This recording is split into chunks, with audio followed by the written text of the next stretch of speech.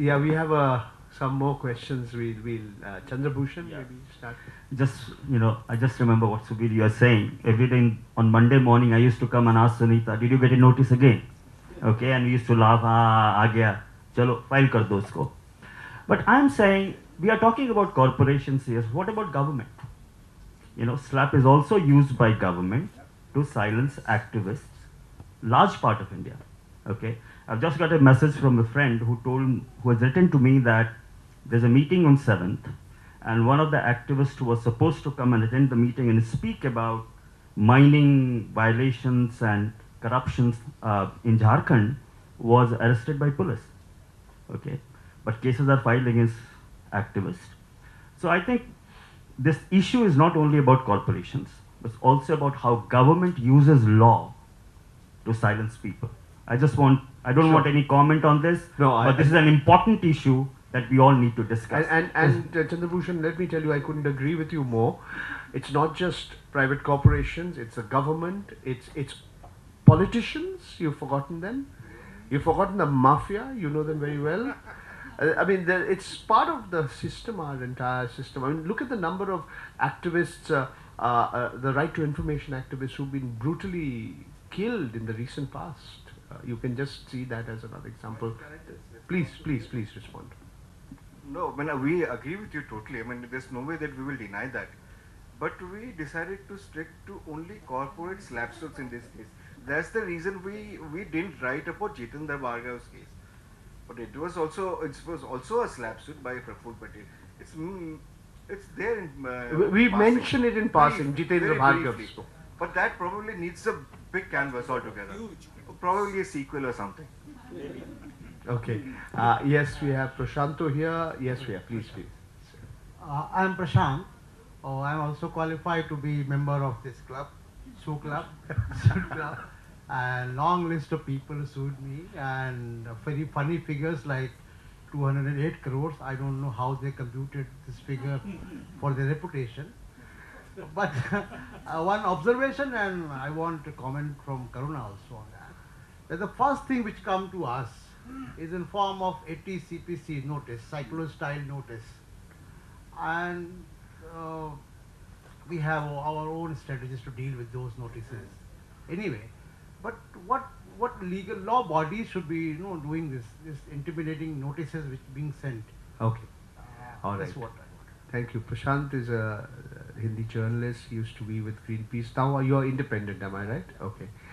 Prashanto Roy, would you like to add? We'll get a few more questions and we'll just a quick supposed one. To vacate this place at 8 o'clock, but that's all right. So this maybe Dilip, you could take the Streisand effect, which says that you try to suppress something online, it blows up. How does that work with slap suits? Because if Reliance was worried about this Gas Wars book not going out of hand, I mean, was the right way to ignore it or send 100 crore notice, which of course then it blew up, and I think that did quite a bit for sales of your book. And I also wanted to know if you've done an assessment, Subir and Paranjoy, on the chances of getting sued for this book. Okay. And also finally, just one last one to you, Subir. Why is your Twitter handle Right to Kill? Right to Kill. Okay, that Subir can answer. Prashanto, we have an entire, on page 37, there's a footnote where we express the Streisand effect. And yes, in one way you're right. The legal notices served on us after Gas Wars did make it to all the major newspapers. But that was, despite that, there were very few people who reviewed it. And as Subir said, everybody came and asked us, what happened to the case against you? And our answer is, what case? What are you talking about? Subir, you would like to add to your Twitter handle? I would like to add to what you said. But yeah, I mean, that's a very clear, straight question at me. Of course, it's a pun. But the thing is that it's also a pun at a secondary level, in the sense that I come from an editorial background, a news desk background, where the desk has the right to kill a copy. So that's where actually that's where it comes from actually. All right. I have one question.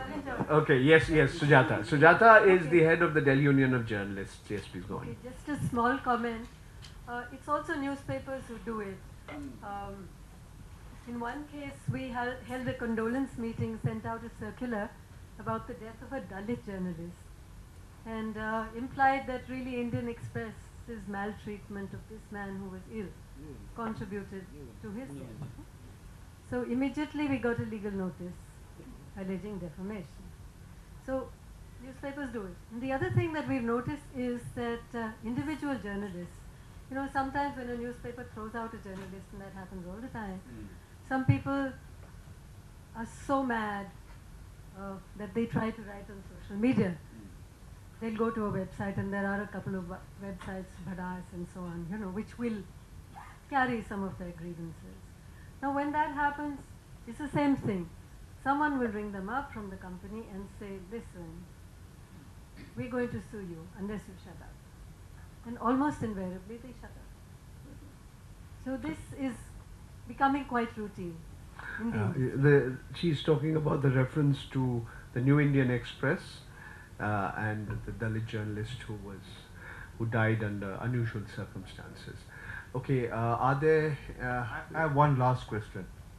Murli, there are a couple more. Go ahead. Alright, I have a question for Dilip Cherian largely, but also to the panel also. Dilip, no, don't you agree that this is the age of celebrity profiling and PR puffery? And more importantly, that how are we going to talk about corporate malfeasance? Right? How do you mix and match both in life? I'm saying that.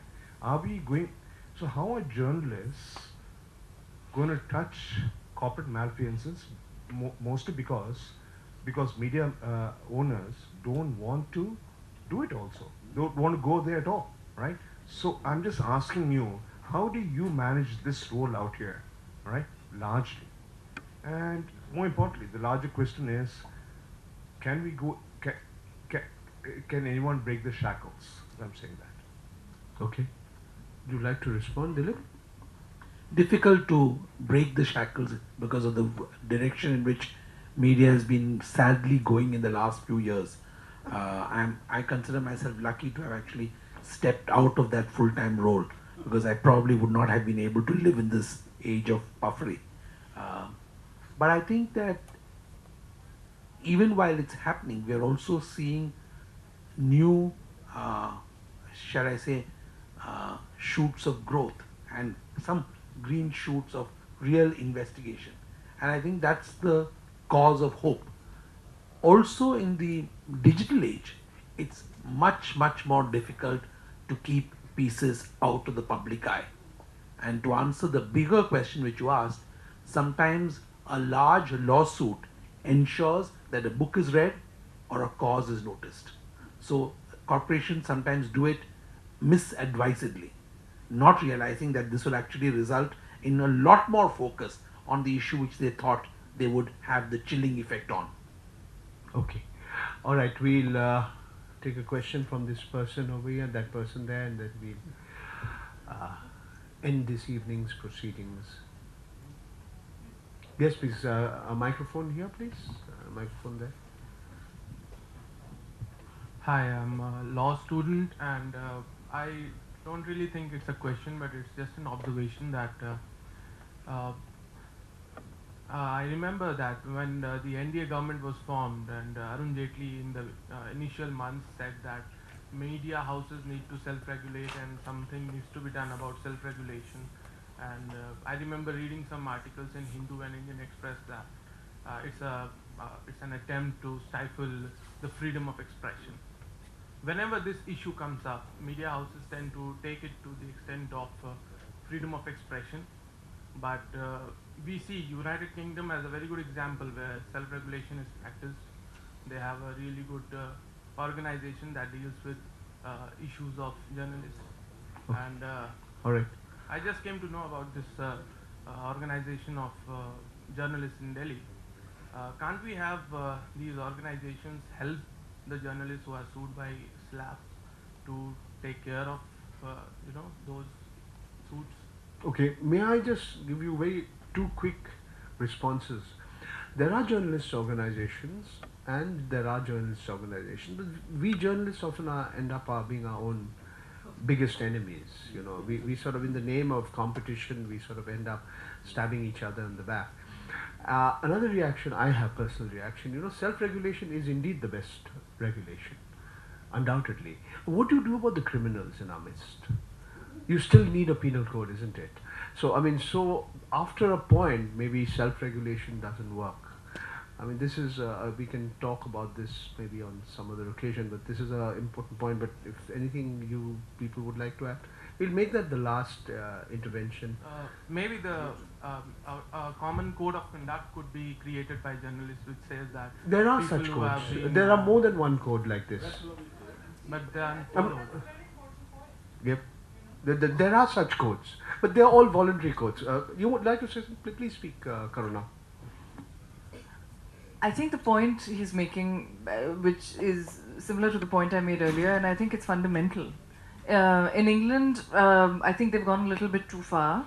They've appointed a judge to deal with these issues, and a lot of the media organizations are really annoyed. and I think there's a way in which it maybe limits speech too much. It's also voluntary, there's voluntary membership in that organization. But Paranjoy, I definitely think that at the moment there is no, and I've spoken to, some editor friends about this, and everyone says, yes, it's an excellent idea, nobody does anything about it. And when there's a constitution bench saying that we are going to regulate how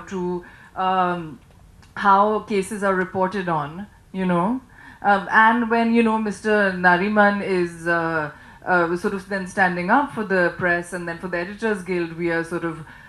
but the thing is that, why is it at that point?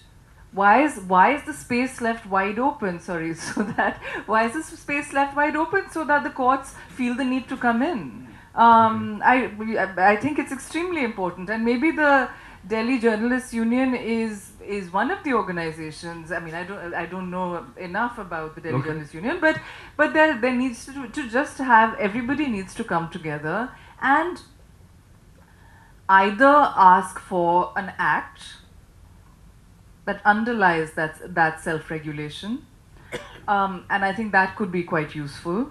And that also makes clear what your field is, and then what the penal code. The penal code will always exist. Okay. And the penal code is terrible on speech law. May I just add?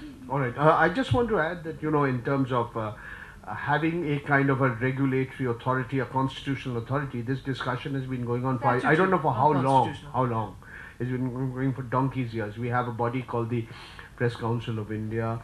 We have the Central Board of Film Certification. We have the emergency response team of the computer emergency response team. We have the self-regulatory bodies. We have the TRAI. So it's a pretty chaotic situation that I think we can maybe. Okay, would you like to have a last intervention? They're all waiting to go. Yeah, Arunoday Mujumdar, PhD candidate at GNU and former mainstream journalist. The question is based on a rhetoric that Karuna issued. I think she said that corporations do not have honor. And I was stirred because I thought that it's true, that there's a distinction perhaps between fame, honor, reputation. I mean, these are intangible, abstract things that you need to achieve, you accrue over time.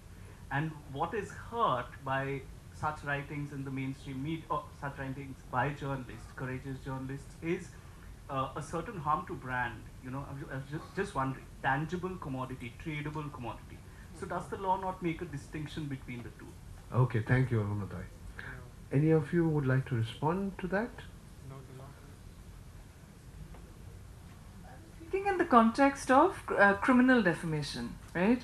Because criminal defamation came from a place, from the Star Chamber in England, when they were preventing people from dueling, from killing each other because of issues of honor, right? So we were saying, kindly get rid of criminal defamation because these feelings are not stirred in a legal person. A legal person doesn't have dignity. A legal person doesn't have honor, right? In terms of damage to brand, we are also saying that it can be compensated by money damages, but not crazy money damages, right? And you have to prove, etc., all the steps we went through. Okay. Thank you very much, ladies and gentlemen. Thank you, Sunita Narayan. Thank you, Karuna Nandi. Thank you, Dilip Cherian. Thank you, Subir Ghosh. Thank you, Manish Purohit. Thanks to each and every one of you. I want to thank my family, Jaya, Triveni, Purnajyoti, Dr. Narendra Kumar Bhatnagar, Sanjay Bhatnagar. I could go on. I have many friends. Shailesh is here. Have I left somebody out? I have indeed. Jyotirmoy, of course. Where is Srinanda? Srinanda is there. Okay, Anuradha is there. Where is Maya? Maya is somewhere here. Okay, they refuse to wear the t-shirts. That's all right. They're forgiven. Thank you once again, ladies and gentlemen, for being here with us. Thank you very much.